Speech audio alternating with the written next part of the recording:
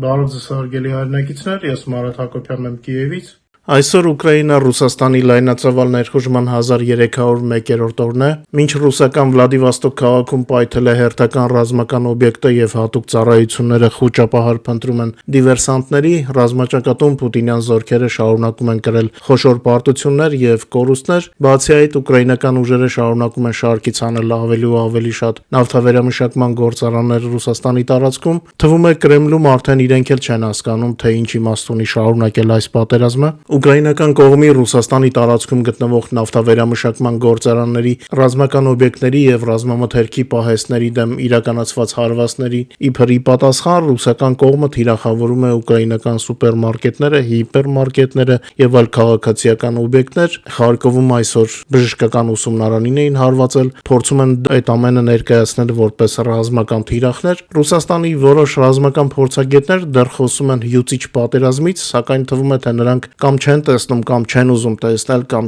չեն ուզում տեսածը մեկնաբանել, որ իրականում հենց Ռուսաստանն է հյուծվում։ Մեր լսարանը լավ գիտի, որ Ուկրաինան պաշտպանել է այն ամենը, ինչը թույլ է տալիս երկրի կենսունակությունը ապահովել, գործել պատերազմի ժամանակ, իսկ ռազմական առումով ռոբոտներն ու դրոնները արդյունաբերական մասշտաբներով ոչնչացնում են ռուսական զորքերը ռազմաճակատում, եւ ինչպես սանիտարական գոտու հարցում, այնպես էլ հյուծման առումով պուտինյան հրամանատարությունը նորից սխալվել է։ Հիմա ռուսները չեն կարողանում ապրել սահմանամերձ շրջաններում ավելի մեծ տարածքներում, քան Պուտինի սանիտարական գոտու գաղափարը կար։ Այսինքն սանիտարական գոտին լայնացել է Ռուսաստանի տարածքի հաշվին, այլ ոչ թե Ուկրաինայի։ Իսկ զորքերի կորուստներն ու մարտերի պատկերը ցույց են տալիս, որ հենց ռուսական բանակն է հոգնած եւ հյուծված, իսկ նրանք մոռացել են կամ բաց են թողել գլխավորը։ Մենք շտապելու տեղ չունենք, մենք մեր տանն ենք։ Այդ իրենք են ավելի շատ ռեսուրսներ վատնում մեր վրա հարձակվելու համար։ Մի քանի կարևոր թեմաներ ունեն այսօրվա եթերի համար, բայց նախքան մեր եթերի հիմնական թեմաներին անցնելը, խնդրում եմ մի քանի վայրկյան հատկացրեք YouTube-ի գործիքներից օգտվելուն եւ մեր հաղորդումը լայքելու համար, ինչպես նաեւ եթե հնարավոր է տարածեք, խնդրում եմ սոցիալական ցանցերում, թող ավելի շատ մարդիկ իմանան Ուկրաինայում տեղի ունեցող իրադարձությունների մասին։ YouTube-ը կարծես իր կյանքով է ապրում վերջին օրերը, մեզ համար անհասկանալի իր կյանքով, որոշ ռեգիոններից գրում են, որ չեն կարողանում բացել մեր եթերները, եթե դժվար չէ գրեք, գոնե հասկանանք, որ ռեգիոններում ստացվում է նայել մեր եթերները, գոնե տեղի ունեցողի պատկերը ավելի լավ կարողանանք հասկանալ, ինչով տեսնենք, թե ինչով կավարտվի YouTube-ի հերթական նորարարությունը, որը ուղղակի ազդում է մեր աուդիտորիայի վրա։ Ունենք լավ լուրեր Սումի մարզից, մասնավորապես Ալեքսեևկա բնակավայրի շրջանից, այստեղ 78-րդ եւ 71-րդ բրիգադների ջանքերով հաջողվել է ռուս օկուպանտներին վերցնել շրջապատման մեջ։ Սա լուրջ մարտավարական հաջողություն է, իդեպ ռուս օկուպանտների համար այլ հիասթափեցնող իրադարձություն էլ կա։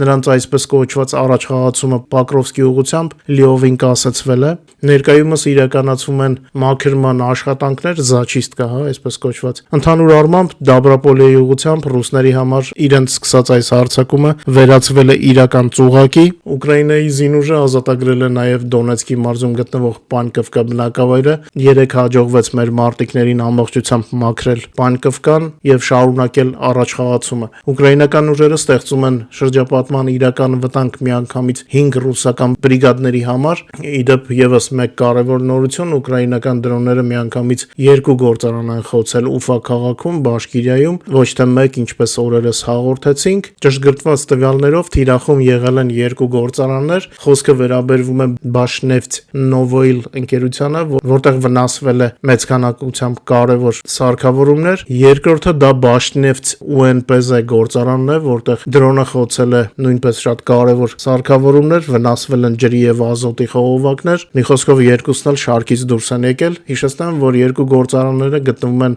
իրարից 3 կիլոմետր հեռավորության վրա եւ հարվածը հասցվել էր սեպտեմբերի 13-ին։ Նախորդ օրվա ընթացքում ռազմաճակատում արձանագրվել է 208 մարտական բախում, թշնամին ուկրաինական ստորաբաժանումների եւ բնակավայրերի դիրքերի վրա արձակել է 1 հրթիռային հարված, 2 հրթիռով եւ 69 օդային հարված, նետելով 130 կառավարվող ավիառումբ, ընդհանուր առմամբ գրանցվել է 4795 հրետանային հարված, այդ թվում 130 հարված ռեակտիվ կայաններից, ինչպես նաեւ կիրառվել է 5865 կամիկաձե դրոն։ Ագրեսորը օդային հարվածներ հարվածներ է հասցրել մասնավորապես Զապորոժիայի մարզի Ժելեզնոդարոժնիե, Վեսելյանկա, Ստիպնագորսկ, Լուկյանովսկը եւ Խերսոնի մարզի Նիկոլաևկա բնակավայրերի տարածքներին։ Ի պատասխան Ուկրաինայի պաշտպանության ուժերը հարվածներ են հասցրել հակառակորդի կենթանի ուժի եւ տեխնիկայի կենտրոնացման 3 հատվածների։ Մարտական գործողությունները շարունակվել են 12 ուղղություններով։ Հյուսիս Սլոբոժանյան եւ Կուրսկի ուղղություններով տեղի են ունեցել 7 մարտական բախում։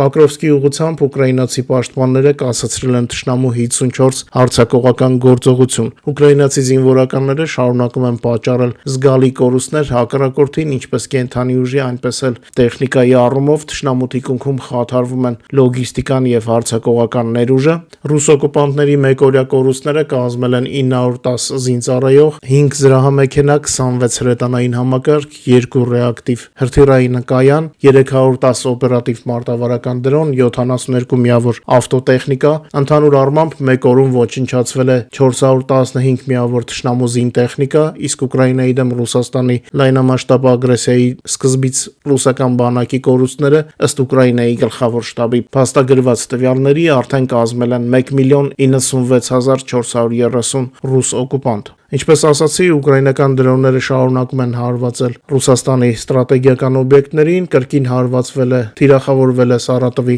նավթավերամշակման գործարանը, որը վառելիք է մատակարարում ռուսական բանակին։ Նկատենք, որ այս տարվա օգոստոսին ուկրաինական դրոնները արդեն հարված էին հասցրել Սարատովի նավթավերամշակման գործարանին, որտեղ բռնկվել էր ուժգին հրդեհ, արդյունքում գործարանը ստիպված էր եղել դադարեցնել իր գործունեությունը, հետո վերագործարկել էին։ Ասեմ, որ 25 թվականի ամռանն ու աշնանը Ուկրաինայի զինված ուժերը մի շարք օդային հարվածներ են հասցրել Ռուսաստանի տարածքում գտնվող նավթավերամշակման գործարաններին, սա ուղղված էր ռուսական օկուպացիոն բանակին վառելիքով ապահովման խաթարմանը, արդյունքում որոշ ռուսական գործարաններ ստիպված էին զգալիորեն կրճատել արտադրական հզորությունները կամ ժամանակավորապես ընդհանրապես դադարեցնել աշխատանքը։ Ուկրաինան գործարկում է նավթավերամշակման գործարանները վնասելու գործողությունները, օգտագործելով հեռահար գործողությամբ բարելավված դրոններ, օրինակ Ուֆայի գործարանին հարվածելու համար դրոնը հաղթահարել էր 1450 կիլոմետր հեռավորություն, գործարանը պաշտպանվում էր միայն մի քանի հետևակային վաշտերով եւ գնդացիրներով, պաշտպանական համակարգեր չկային եւ չեն լինելու։ Մինչեւ պատերազմը շարունակվում է արդեն 3 տարի,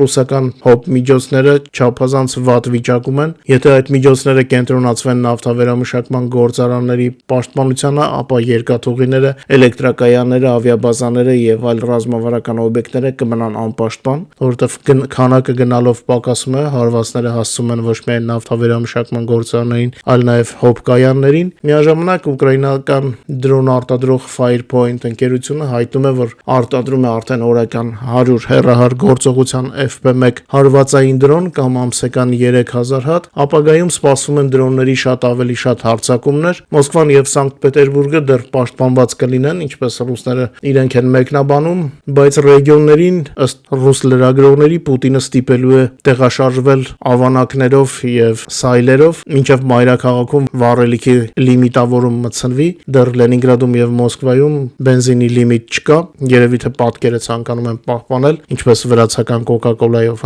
բայց Ռուսաստանի մնացած մասի համար ավանակները եւ սայլերը դա իրական պերսպեկտիվա է։ Դե Պուտինը մեզ նորից դժվար ձմեռ է խոստանում, բայց մոռանում է, որ մենք լսում ենք սպառնալիքները եւ մերն ենք անում, այսինքն սպառնալիքը վերադառնում է հենց սպառնացողին։ Սրանք դեռ չեն հասկանում ինչ թակարդն են ընկել Ուկրաինայի վրա հարձակվելով։ Այս ֆոնին Թրամփի վարչակազմը շարունակում է փնտրել պատճառներ պատժամիջոցներ չմտցնելու համար։ Այժմ իրենց անգործությունը կապել են Եվրոպայի հետ։ Վերջին օրերին Արևմտյան մամուլին տված հարցազրույցներից մեկում ԱՄՆ ֆինանսների նախարար Սկոտ Բեսենթը ակնարկել է, որ հնարավոր է պատերազմը Ուկրաինայում ավարտել 2-ից 3 ամսվա ընթացքում, սակայն դրա համար ըստ նրա եվրոպական երկրները պետք է դադարեցնեն ռուսական էներգակիրների գնումը։ Այս մասին Reuters-ն է հաղորդում։ Մեր Telegram-ին հետևողները երևի թե արդեն գիտեն, որ Ֆրանսիան իր ինքնաթիռներն է միջուկային զենքով տեղափոխել Լեհաստան, ի պատասխան ռուսական գրողների Մեծ Բրիտանիան է